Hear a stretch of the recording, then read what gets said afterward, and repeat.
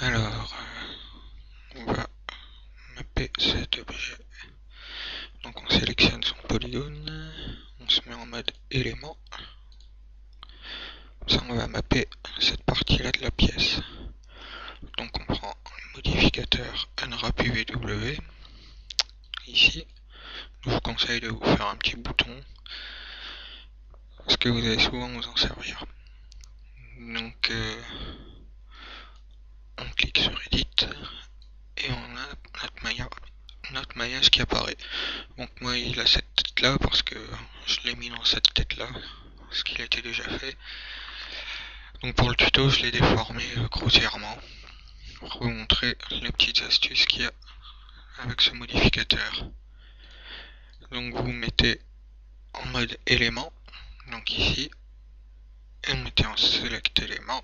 Alors, hop, select élément, sélectionne, et voilà, comme ça il sélectionne tout d'un coup. Ensuite mapping, flatten mapping.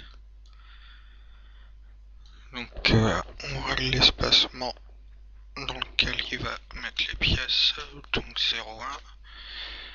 Ensuite on désactive Rotate Cluster et Field Holes, c'est pas utile dans notre cas. Et voilà, il a mis le mapping de ma pièce à plat. Donc souvent vous aurez ce genre de choses qui apparaît, des polys qui sont détachés, parce qu'ils sont pas dans le même plan que la pièce qui met à plat.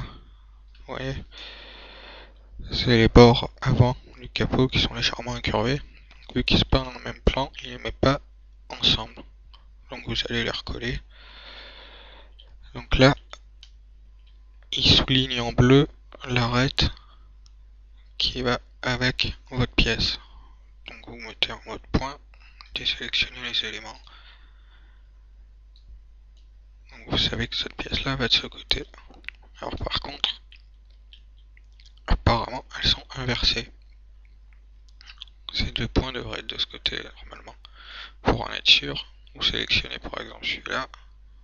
Non, donc celui-là. Voilà, celui-ci en sélectionnant, il y a ce carré là, ce vertex là qui passe en bleu.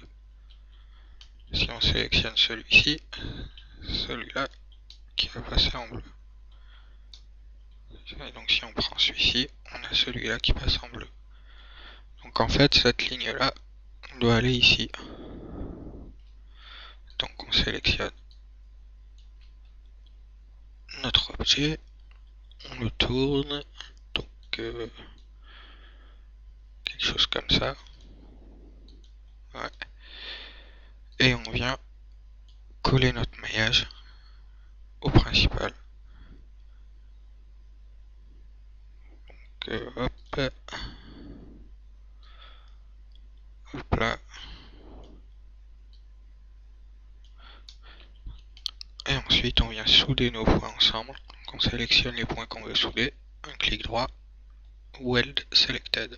Hop. On fait ça pour tous les bords. Alors vérifiez ici quel point il prend. Il prend celui-ci. Donc on va descendre notre ligne là. Voilà. Et hop. Et on fait pareil avec cette pièce là qui doit être la même de l'autre côté.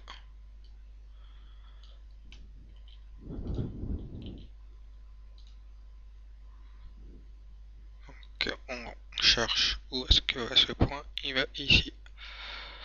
Donc on sait que celui-là viendra ici et celui-ci ici.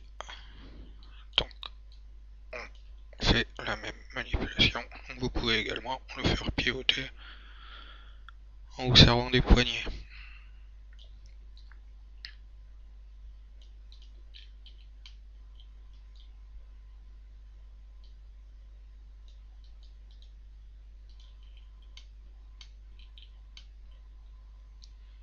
Donc, vu que quand vous faites un well selected, par exemple, si là je fais un well, il va les coller ensemble, mais en le mettant au milieu de la sélection. Ouais, donc il déplace vos points. que ce point-là est bien fixé, est à la bonne place, donc on vient mettre notre point à coller sur le point. Quand votre maillage n'est pas fait, vous pouvez vous permettre de ne pas superposer les points, mais vu que là j'en ai déjà un qui est fait. Et voilà. Donc après, on affiche notre texture. Donc pour enlever la grille, c'est ici. Augmenter un peu la luminosité de tout ça pour qu'on y voit quelque chose, pas trop. Et augmenter les détails de la texture. Ensuite, on fait OK. On sélectionne l'ensemble. Et on va venir l'appliquer sur notre capot qui est ici. Donc il faut la faire pivoter. Hop. Et ensuite venir placer un angle. Et avec l'outil pour modifier l'échelle, on vient le superposer comme il faut sur notre texture.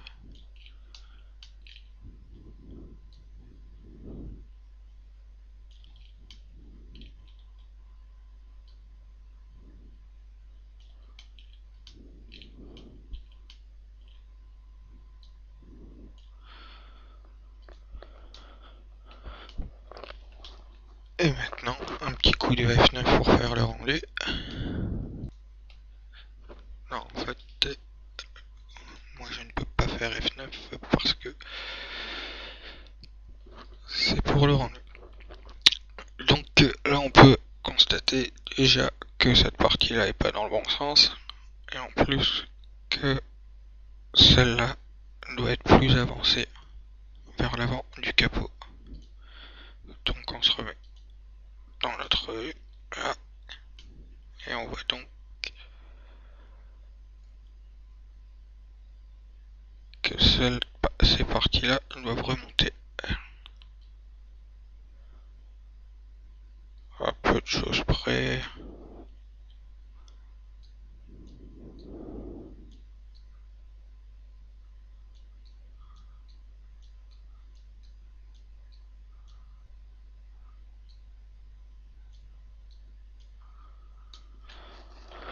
Je dirais quelque chose comme ça, ce serait pas mal. Bon, donc après c'est de la correction, hein, petit à petit.